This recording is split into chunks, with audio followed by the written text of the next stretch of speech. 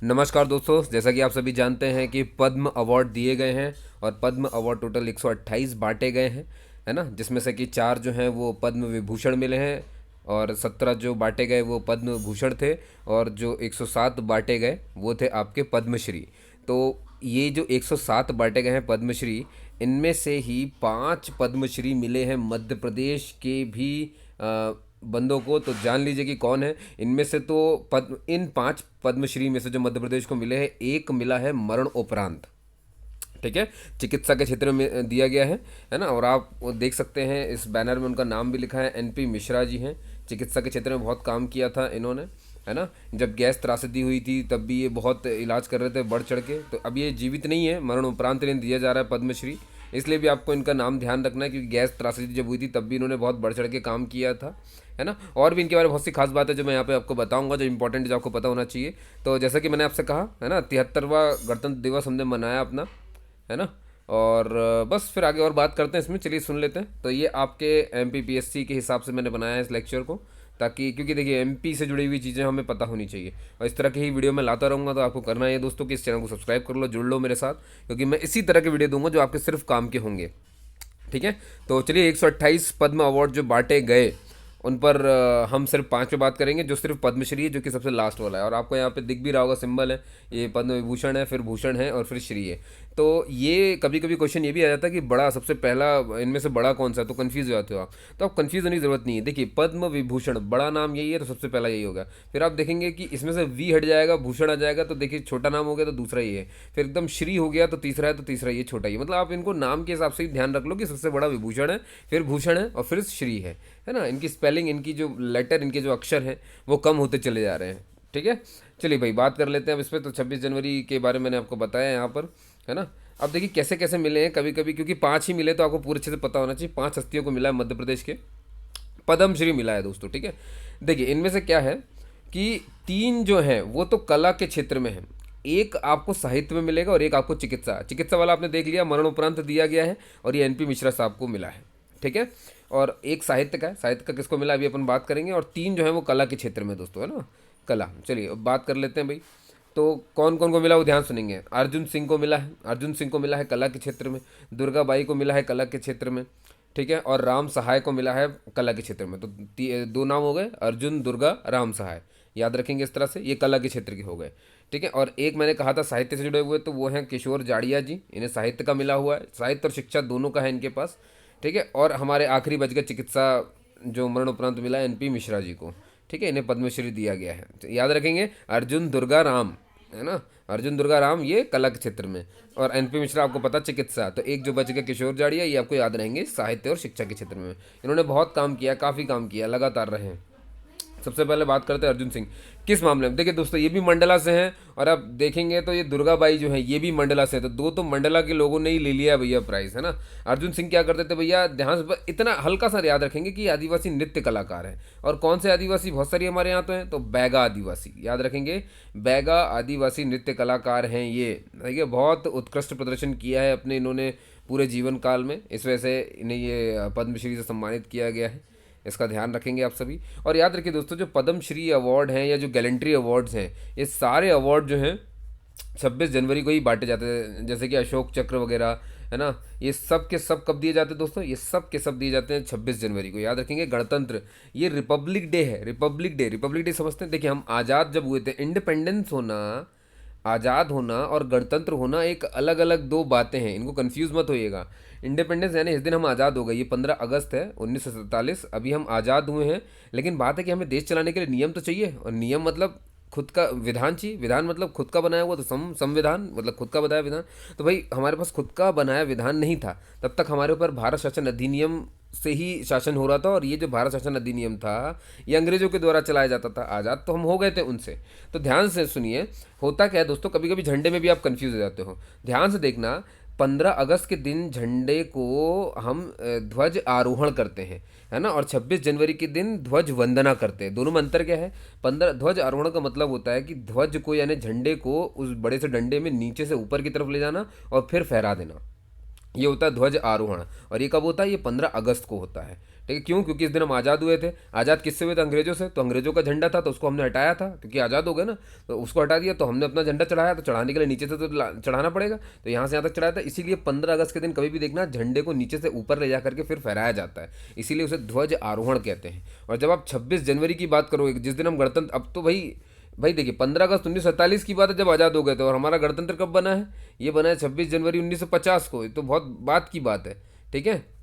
तो झंडा तो हमारे पास है खुद का, तो क्या करते हैं 26 जनवरी के दिन झंडा पहले से रहता है, बस बंधा हुआ रहता है, बस बंधा हुआ रहता है, उसको बस ऐसा ओपन किया जाता है, लहरा दिया जाता है, नीचे से ऊपर नहीं लाते। नीचे से ऊपर लाने वाला 15 अगस्त को होता है, और पहले से लटका रहता है ऊपर, बस बंधा रहता है, खुला नहीं रहता, बंधा रहता है। राष्ट्रपति जी से खोलते हैं और लहरा देते हैं, मतलब बस लहर जाएगा अपने आप हवा से, समझ गए? तो 26 इसे कहते हैं ध्वज वंदना। और फिर इसके आगे राष्ट्रगान होता है। आपने देखा होगा राष्ट्रपति के घुड़सवार जो सुरक्षा बल होता है वही राष्ट्रगान की मतलब शुरुआत करता है। आपने देखा होगा राष्ट्रीय सलामी दे ऐसा बोलता है, अगर आपने अभी भी परेड देखी हो तो, ठीक है। तो ये बात ध्यान रखेंगे कि 15 अगस्त में इंडिपेंडेंस में और 26 जनवरी में ये फ़र्क था, ठीक है।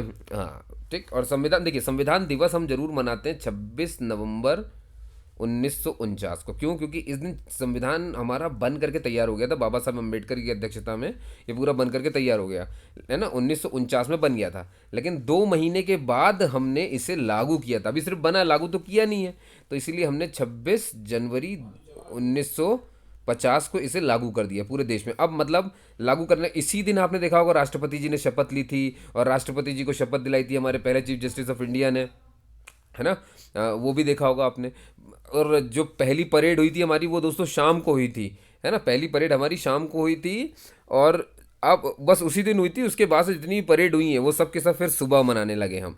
और पहली परेड में कम से कम 3,000 सैनिकों ने पैदल मार्च किया था, और करीब करीब 100 विमानों ने उड़ान भरा था। 100 विमान उस समय दिखाए गए थे, 3,000 सैनिकों ने परेड दी थी। और ये परेड जो है दोस्तों, ये जो सलामी आप देखते हो ना कि ये पहले पैदल चलते चलते आते हैं और एकदम से सलामी मारते हैं, तो ये सलामी आखिर किसको मारते हैं? ये सलामी सिर्फ और सिर्फ राष्ट्रपति के लिए होती है, जो तीनों सेनाओं के महानायक होते हैं, ठीक है दोस्तों। इस बात को आपको ध्यान रखना है। 26 जनवरी को ही ऐसा क्यों? 26 जनवरी को ही राजेंद्र प्रसाद जी ने राष्ट्रपति होने की शपथ ली थी। राष्ट्रपति होने की शपथ क्यों ली? क्योंकि हमारे संविधान में हमने घोषित किया था कि हमारा एक राष्ट्रपति होगा और एक हमारा प्रधानमंत्री होगा, और ये दोनों के दोनों दोस्तों चुन करके आते हैं। यहाँ पर कोई भी पैतृक नहीं होगा कि मतलब परिवार से आ रहे हो, ऐसा कुछ भी नहीं होता है, ठीक है। तो इस बात का आपको ध्यान रखना है। तो अभी मैं इनके बारे में और बात करूंगा आपसे।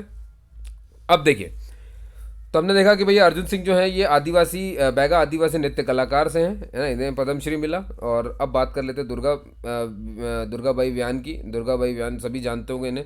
इन्होंने इनकी कला शैली भोपाल जनजाति कला में है, ये आपको ध्यान रखना। और इनको भैया चित्रित, ये देखो, लोक कथाओं को चित्रित करने में इनकी बहुत अच्छी उत्कृष्टता है, ठीक है। और ये मंडला से ही आती हैं, तो इनको भी मिला है। और इन्होंने ये तक कह दिया कि जब तक जीवित रहूंगी तब तक ये कार्य मैं करती रहूंगी।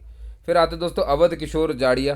किशोर जाड़िया मालूम है ना आपको, साहित्यकार हैं, है ना। और इन्हें जो है साहित्य में ही इस पद्मश्री को मिला गया है। पिछले 50 सालों से, देखिए बहुत लंबा समय जो है उसमें इन्होंने भूमिका अपनी निभाई हुई है, ठीक है। बचपन से ही साहित्य में इनकी रुचि थी, और ये हरपालपुर से आते हैं। चलिए भैया अगला देख लेते हैं, एनपी मिश्रा जी। दोस्तों इनके बारे में आप क्या बोलोगे? देखो आप यहाँ पे बहुत सारी बातें सब आपको ध्यान रखनी है। देखिए क्यों मिला इन्हें, मरण उपरांत दिया गया है। इन्हें शिक्षा के क्षेत्र का पितामह कहा जाता, तो याद रखिएगा मध्य प्रदेश के शिक्षा के क्षेत्र का पितामह कहते हैं इन्हें, ठीक है। मध्य प्रदेश के शिक्षा के क्षेत्र का पितामह किसे कहा जाता था? कभी ये क्वेश्चन आ जाए, है ना, तो इसको ध्यान रखेंगे क्योंकि इंपॉर्टेंट हो गया, ठीक है। अब इनके कार्य क्या है देखिए। मिश्रा जी ने क्या किया था, 1984 में जो भीषण गैस त्रासदी हुई थी, तो उसमें मरीजों के इलाज में बहुत बड़ी भूमिका इन्होंने निभाई थी, जो मैंने आपकी थोड़ी देर पहले बता दी, ठीक है। अब इनकी खासियत क्या थी भैया कि ये 90 साल की उम्र में भी थे, लेकिन तो भी ये जितने भी एडवांस फीचर्स होते थे मेडिकल फील्ड में, जितने भी खोज होते थे, रिसर्च होती थी, ये फुली अपडेट होते थे। ये सब जानकारी रखते थे, इतना पढ़ते थे। नया कुछ हो रहा है तो भी उन्हें पता, कोई नई टेक्नोलॉजी आ गई है आँख जांचने की, रीढ़ की हड्डी जांचने की, ये सबसे अपडेट रहते थे, हर चीज़ से अपडेट। इतने अपडेट थे कि इन्हें हर कॉन्फ्रेंस में बुलाया जाता था कि भैया आइए कुछ लेक्चर दीजिए। मतलब समझ रहे हो आप, 90 की उम्र में जितने बाकी डॉक्टर अपडेट नहीं है, ये अपडेट रहते थे, ये इसका मतलब है, ठीक है। और ये देखिए, ये सबसे इंपॉर्टेंट बात है कि कोरोना में भी इनका बहुत बड़ा वो है कि इन्होंने बताया रेमडेसिविर जो इंजेक्शन है उसकी क्या क्या प्रभाव होंगे, ये बताने वाले भी यही एक व्यक्ति हैं, ठीक है। तो समझ गए होंगे आप सभी रेमडेसिविर की कितनी कालाबाजारी हुई है इस मामले में। अब आते हैं राम सहाय पांडे जी, ये भी आपने देख लिया भैया। ये क्या करते हैं, ये अंतर्राष्ट्रीय राई नृत्य, है ना। इनको इस नाम से जाना ही जाता है दोस्तों, है ना। राष्ट्रीय स्तर पर राई नृत्य के रूप में जानते हैं भाई, इंटरनेशनल रूप में राई राई का जो डांस है उसको ये दिखाते हैं और बहुत उत्कृष्टता से निभाते हैं। कभी भी आप सर्च कर सकते हो राम साहेब पांडे को यूट्यूब पर, है ना, आपको दिख जाएंगे राई डांसर, है ना। राई डांस भी बहाने आप देख लोगे। ये सब इसीलिए दिया जाता है दोस्तों ताकि हम अपनी संस्कृति को भूलें नहीं और ध्यान में रखें कि हमारे पास ये डांस है। इसलिए आपको ध्यान रखना है कि लोकगीत लोक नृत्य इन पर थोड़ा सा पढ़ाई करके जाएंगे, है ना। हालांकि मैं एक वीडियो और बनाऊंगा इसके ऊपर। और तो बाकी ये मैंने बता दिया आपको कि 128 लोगों को पद्म पुरस्कार मिले हैं, ठीक है। जिसके लिए और ये क्या कहते हैं आपके 4 जो हैं आपको पद्म विभूषण दिए गए हैं, 17 जो हैं आपके पद्म भूषण बांटे गए और 107 जो हैं पद्मश्री, जिनमें से 5 जो है मध्य प्रदेश के इन लोगों को मिले हैं जो मैंने आपको बताया। 3 कला के क्षेत्र में, 1 साहित्य और 1 चिकित्सा, NP मिश्रा जी। ठीक है दोस्तों। और देखिए अब कुछ बातें मैंने बताई हैं तो मैं एक चीज़ और बताता हूँ कि 1950 में जब हमने पहली बार अपना गणतंत्र दिवस मनाया 26 जनवरी 1950 को, तो ये करीब करीब 10:18 है ना पर हमने गणतंत्र मनाया था, ठीक है। और राजेंद्र प्रसाद जी ने शपथ ले ली थी कि अब मैं राष्ट्रपति हूँ। तो देखो, देख रहे हो आप, यहाँ संविधान लागू हुआ तो संविधान में लिखा था राष्ट्रपति और प्रधानमंत्री होंगे, तो उन सबको शपथ लेनी पड़ी थी और उनको शपथ दिलाई थी भाई। राष्ट्रपति को शपथ कौन दिलाता? Chief justice of India. तो उस समय कौन थे? उस समय थे हीरा लाल कानिया, और ये पहले आपको पता ही है, ठीक है। और फिर परेड हुई थी शाम को, उसके बाद से सारी परेड जो है वो सुबह ही हुई थी। 3,000 जवान थे, 100 विमान थे उसमें, है ना, ये आपने देखा होगा। और क्योंकि हम उसी समय से पहले ही 1950 में ही ये परंपरा बना ली थी कि बाहर से कोई अतिथि आएगा, मुख्य अतिथि बुलाए जाएंगे, तो उसी समय बुला लिए गए थे। और जो पहले मुख्य अतिथि थे 1950 में पहले गणतंत्र दिवस में, वो थे इंडोनेशिया के राष्ट्रपति सुकर्णो, है ना। ये थे भाई, याद रखेंगे, इंडोनेशिया के राष्ट्रपति सुकर्णो थे। तो क्योंकि मैटर बहुत हाईलाइट है तो आपको थोड़ा पता रहे। और बाकी यहाँ पे बता देता हूँ मैं आपको कि ये देखिए स्वतंत्रता जो है ये 1900, ये तो मैंने पूरी कहानी आपको सुना दी कि ये देखिए 1935 का भारत शासन अधिनियम, इसके द्वारा हमारा काम चलता था। 19 इसमें तो हम आज़ाद हो गए थे, ठीक है, लेकिन बात ये थी कि अभी हमारे पास खुद का था नहीं कि हम किस हिसाब से काम करेंगे। तब तक हमने और हमने क्या किया, साइड में BR अम्बेडकर जी को ये मौका दे दिया कि भाई आप विधान कलेक्ट बना लो कि भारत किस कानून किस नियम के तहत चलेगा, और जब तक आप बना रहे हो तब तक भारत पर भाई ऐसा तो है नहीं कि हटा लेंगे, तब तक हम देख रेख कर रहे हैं। अंग्रेजों ने कहा, तो अंग्रेजों का यही वाला नियम था आखिरी भारत में चल रहा था अधिनियम 1935 का, तो इसी के तहत हम पर कानून व्यवस्था चल रही थी। फिर इसके बाद हमारा बन गया 26 नवंबर 1949 को, है ना, बन गया। लेकिन तैयार होने के 2 दिन बाद, 2 महीने बाद हमने उसे लागू कर दिया, बस फिर हमारे राष्ट्रपति सब हो गए, सब कुछ हो गया, ठीक है दोस्तों। और यही सब इसमें लिखा हुआ है जो मैं आपको बता रहा था, है ना। और बस ठीक है। अच्छा, एक चीज़ और है कि कई लोग पूछते सर 26 तारीख ही क्यों चुनी गई है, तो देखो मैं आपको बताता हूँ 26 जनवरी ही क्यों चुनी गई। हुआ क्या था, हमारे जो सबसे पहले प्रधानमंत्री हैं, है ना, और आपको मालूम ही है जवाहरलाल नेहरू जी, इन्होंने एक भारत ये जो एक अधिवेशन हुआ था 19 दिसंबर 1929 को, है ना, तो इन्होंने वहाँ पर ये कह दिया था, है ना, कि हम 26 जनवरी 1930 को जो है स्वतंत्रता दिवस के रूप में मनाएंगे। ये घोषणा कर दी थी, 1930 की बात कर रहा हूँ, उन्होंने कही थी। क्यों? क्योंकि उन्होंने कहा था उस अधिवेशन में, उन्होंने क्या प्रस्ताव रखा कि भैया पूर्ण स्वराज और पूर्ण स्वशासन, है ना, पूर्ण स्वराज भी चाहिए, खुद राज करेंगे हम और खुद का ही शासन होगा हमारा, ये उन्होंने इस दिन कहा। और बोला कि हम 26 जनवरी 1930 को मनाएंगे, क्या, स्वतंत्रता दिवस मनाएंगे हम, ठीक है। और याद रखिए, इसीलिए उस समय से बाद से, और ये आप मान के चलो कि उन्होंने 26 जनवरी 1930 को ही लाहौर के रावी नदी के तट के किनारे तिरंगा फहरा दिया था उन्होंने, पंडित जवाहरलाल नेहरू जी ने, और स्वतंत्रता दिवस के रूप में से मनाया भी था। उस दिन से लेकर के बोला था ना उन्होंने कि पूर्ण स्वराज, और इसका प्रस्ताव रखा था, तो उस दिन से लेकर के अगले 17 वर्षों तक पूर्ण स्वराज दिवस के रूप में से मना रहे थे हम। तो क्योंकि 26 जनवरी से पुराना नाता रहा है, पूर्ण स्वराज और स्वतंत्रता दिवस ऐसा इससे जुड़ा रहा है, इसीलिए 26 जनवरी को ही चुना, इसीलिए 2 महीने रुक गए हम। समझ गए आप सभी, है ना। तो जो था 26 जनवरी, ये देखो मैंने आपको बताया जो है ना, वो जो लिखा गया है। और आपको मालूम है कि परेड में सभी चीज़ें होती हैं भाई, झांकियों के द्वारा हम अपनी सांस्कृतिक चीज़ें दिखाते हैं देश की। और हमारी जो सेनाएं होती हैं, जैसे कि भारतीय सेना, वायुसेना, सेना, पुलिस, अर्धसैनिक बल, सभी के सभी रेजिमेंट, अर्धशासक और दर्शक जितने भी होते हैं, सबको दिखाया जाता है। और ये जो होता है दोस्तों, ये दिल्ली के राजपथ पे होता है, ठीक है। और आपको मैं बता दूं कि जो दिल्ली का राजपथ है, ये बनाया गया था सम्राट के लिए, है ना, सम्राट के लिए बनाया गया था। जॉर्ज 5th जब आए थे यहाँ पर, है ना, उनके लिए बनाया गया था। तो तब इसे किंग्स वे कहते थे, बाद में इसे हिंदी ट्रांसलेट कर दिया गया और राजपथ कहने लगे हम इसे, है ना। और इसमें खासा कुछ नहीं है। और ये 73वां हमने मनाया है, आपको पता ही है। ठीक है दोस्तों, और मैं देख लेता हूँ। ये देखिए जॉर्ज पंचम, ये देखो सम्राट जॉर्ज पंचम के सम्मान में किंग्स वे बनाया गया था। बाद में इसको जो है बस इसी का हिंदी किंग्स का वे यानी राजा का रास्ता, तो राजा का रास्ता राजपथ, तो ये राजपथ ही हो गया वहाँ से तब से। ठीक है। और मैं ये भी बता देता हूँ कि राजपथ पर झांकियाँ 1955 से दिखाई जाना शुरू हुई हैं। 1950 से 1954 के बीच में गणतंत्र दिवस परेड एरविन स्टेडियम में होता था, जिसे अब नेशनल स्टेडियम के नाम से जानते हैं। ठीक है, पहले वहाँ होता था, बाद में राजपथ में से दिखाने लगे दोस्तों। ठीक है।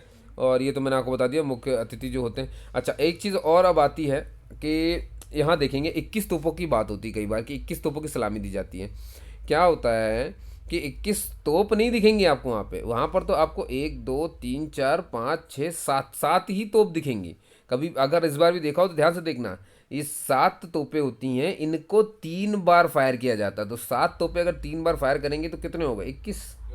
समझ गए, क्योंकि एक तोप 3 बार फायर कर सकती है। ठीक है, तो इन तोपों को आपको मालूम है क्या बोलते हैं? इन तोपों को कहा जाता है 25 पॉन्डर्स, है ना, 25 पॉन्डर्स इन्हें कहा जाता है। तो याद रखेंगे 21 तोपों की सलामी के लिए 21 तोप नहीं होते, होते 7 ही हैं, 3 बार फायर होते हैं, फ़र्क सिर्फ इतना होता है।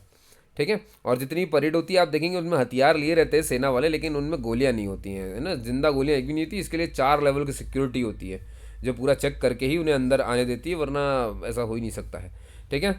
और बस दोस्तों, ध्वजारोहण ध्वज झंडा वंदन के बारे में मैंने आपको बता ही दिया।